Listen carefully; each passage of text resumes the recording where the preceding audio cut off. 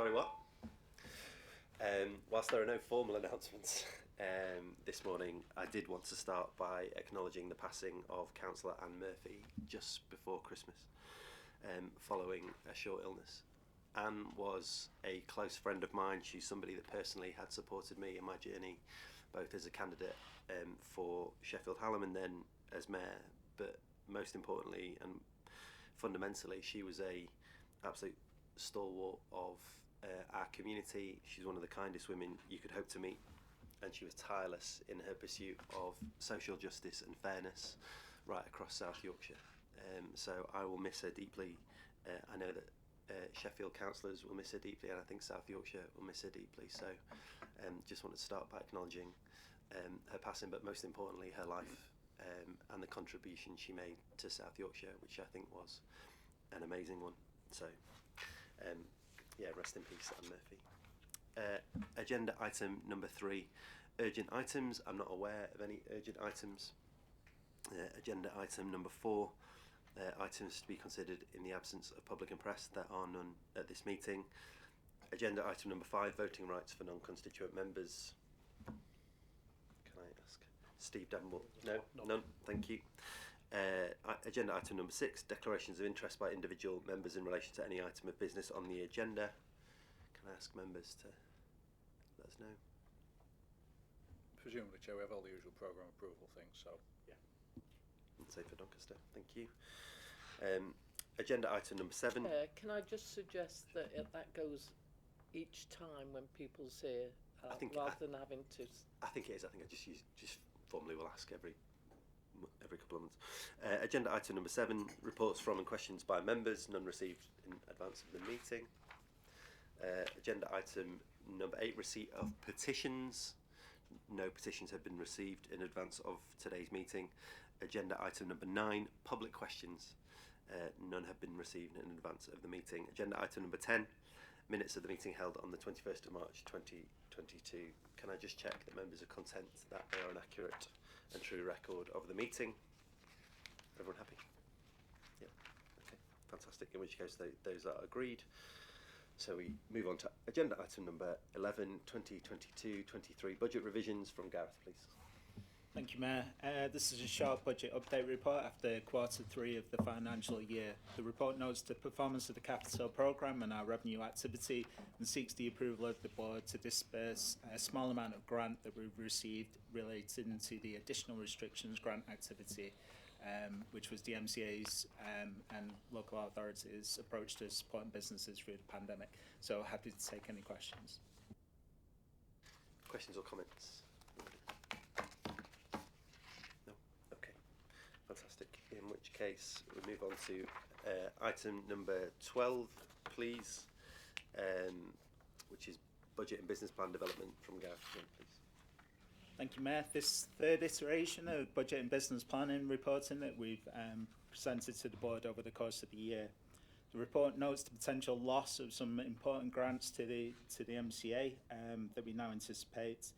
The report notes the intention not to set a mayoral precept for the new financial year, and following extensive discussions with local authorities, the report is proposing an increase of 2% to the transport levy, and that increase will help us sustain as much as possible of the transport network into the new financial year.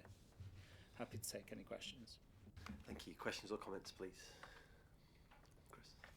But just a comment, I suppose, for the record, Chair, which is just to say the fact that we are proposing this on the levy at a time when I think all the councils are facing cash cuts in their budget this year, all of us having to make difficult decisions on services.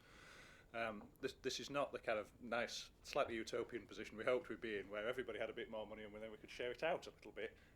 This is us having to make some difficult decisions on prioritisation. So I think the fact that this is on the table in this report and coming out of the discussions with leaders represents the priority that we're giving to trying to get our buses back in the right place.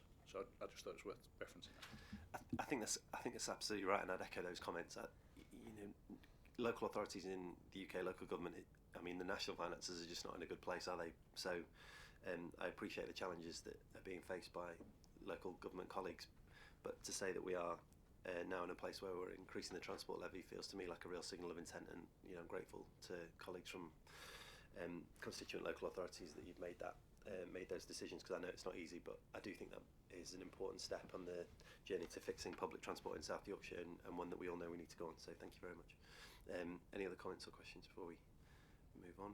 No, in which case the report recommends approving the South Yorkshire Transport Levy for the financial year 2023-24, approving the proposals to not set a mayoral precept for the financial year 23-24, which again I think is an important point given the context of cost of living, and noting the likely loss of government revenue grant streams and the proposed mitigation. So I take it everybody's happy with the report. Fantastic, thank you very much. In which case we move on to item number 13, please, programme approvals. Gareth again. Thank you, Mayor. This is the usual programme approvals report. In this pack, we're seeking approval for contract awards to 2 individual schemes in Rotherham and Sheffield, and the release of programme development funding for a scheme in Barnsley and a scheme in Sheffield.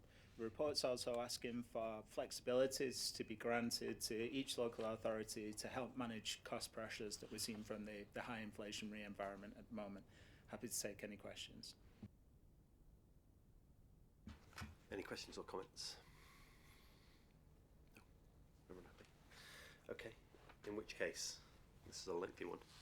The board should consider and approve progression of Broome Road full business case to full approval and award of 3.6 million grant to Rotherham Metropolitan Borough Council subject to the conditions set out in Appendix 1, progression of the National Centre for Child Technology of full approval and award of 6 million to the Sheffield Children's NHS Foundation Trust subject to the conditions set out in Appendix 2, progression of Barnsley Active Travel Hub from outline business case to full business case and release of development costs of 0.24 million to Barnsley Metropolitan Borough Council subject to the conditions set out in the assurance summary attached to Appendix 3, progression of the Meadowhall Mobility Hub from strategic business case SBC to OBC and release of development costs funding of 0.26 million to South Yorkshire Mayoral Combined Authority subject to the conditions set out in assurance summary attached at Appendix 4, approval of Transforming Cities Fund flexibly as set out in paragraph 1.9, change request set out in 1.8 and Appendix 5, delegated authority to be given to the head of paid service in consultation with Section 73 and monitoring officer to enter into legal agreements for the schemes covered above. I take it everyone's happy. Fantastic, because I'm not reading it again. Thank you very much. Okay, in which case we move on to item number 14, please. Final draft South Yorkshire Housing Framework from Colin. I take it. John, I'm happy to cover this one. Thank you. Thank you, Chair. So the housing framework provides a kind of strategic overview for our work on housing over the coming years. It reflects a kind of long, very interactive process of work involving all the districts, various delivery bodies, Housing England, etc., across the region and beyond. It covers most of the areas of housing as you would expect, but does reflect a bit of a rebalancing of focus from new build housing, which of course does remain an important priority, to housing condition, because housing condition is a real issue for this city region, and it's also going to be with us a long time, so it requires action in terms of energy efficiency condition. We've seen in the media recently issues that can arise. So that's particularly highlighted within the strategy. Thank you.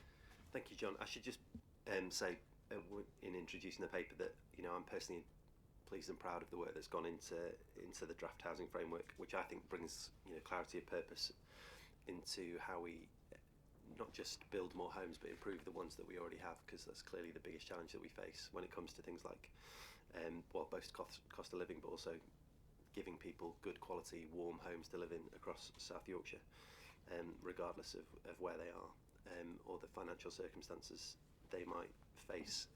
We have a significant challenge, don't we, to meet our net zero goals, to give everybody a safe and warm place to live, but I think the draft housing framework is a good place to start, and I'm proud of the work that's gone into that, and pleased to see it arrive here, so thank you very much, John. Any comments or questions from colleagues? Everyone happy? Okay. In which case we're asked to consider and approve the final draft of the South Yorkshire Housing Framework and delegate to the Chief Exec in consultation with the Housing and Infrastructure Board co-chairs to sign off the final designated In which case, we move on to agenda item number 15, which is the appointment of Director General for South Yorkshire Passenger Transport Executive. Steve. Thank you, Chair. Just a quick update on the dissolution of the PTE. The statutory instrument required to dissolve the PTE is literally days away from being on the statute books. So 31st of March is now a date that it will happen on. This report just seeks to appoint an interim Director General for the period now through to the 31st of March, because it's a legal requirement to have one. So really, it's recommending John Dowie is appointed. So really, any questions from members? Anybody want to grill John on anything?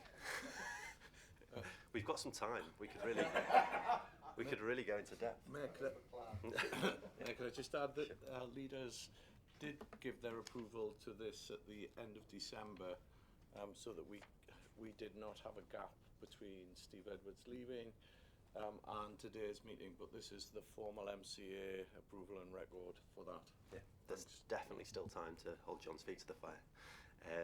No, John, I'm really pleased that you're joining us. Really great news, I think.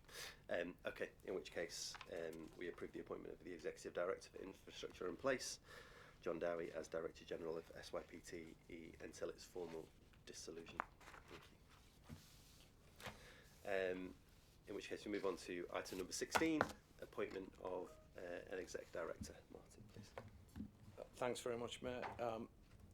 Board are aware that we have a vacancy in our Exec Director team, and following interview panel on the 22nd of December, and that panel consisted of the Mayor, the Chair of the LEP, myself, Chief Executive Sheffield City Council and Head of HR. The recommendation in this report is to appoint Claire Monaghan, and Claire currently works for Greater Manchester MCA. Thank you, Mayor. Thank you, Martin. Any comments or questions? Seeing as she's not here, I can be nice about her without making her blush, and much the same way that I think John has done an incredible job since he's been with us. So has Claire in her time as a secondee. So I'm really pleased to see that she's able to join us full time, and I know she's going to make a huge difference to the lives of people in South Yorkshire, and indeed already has. So it is, I think, really good news that she's joining full time, and thank you to Manchester and Andy Burnham for letting us have her. So the board's asked to approve the appointment of Claire Monaghan and delegate to the MCA Chief Exec Authority as Head of Paid Service to make the necessary arrangements for the appointment. So, agreement. Thank you. Item number 17, LEP Chair Report, please, via Andy Gates. Thanks, Chair. Morning, everyone. This paper sets out two recommendations for the appointment of Richard Stubbs as the new Chair of the Local Enterprise Partnership, and also for the board to put on record their thanks to Lucy Nixon, the outgoing Chair, for her work both on the LEP and as LEP Chair. The LEP is a private sector-led board helping inform the work of the MCA on economic policy. The wider work of the LEP is part of the MCA governance review, which will come forward to future boards. But this paper seeks the appointment of Richard Stubbs, who is an existing LEP board member and really well experienced and well thought of in the region and beyond. Thanks, Andy. Any comments or questions about Richard? No? Okay, in which case we agree the appointment of Richard Stubbs as Chair of the Local Enterprise Partnership, and genuinely actually put on record our thanks to Lucy Nixon for her dedication and hard work since joining the LEP, and for her service as LEP Chair over the past year. She has been, I think, a fantastic Chair of the LEP and done some really great work, and particularly coming in off the back of, I think, a hard time for South Yorkshire on the back of the pandemic, has done a brilliant job. So really grateful for that work. Moving on to item number 18, please, Delegated Authority Report from Martin. Thank you, Mayor. Board will be aware this is the usual report that comes to each meeting and runs from July 2020 through to December 22, and is a record of all of the decisions that were made through Delegated Authority from Board. Thank you, Mayor. Thank you. Any comments or questions?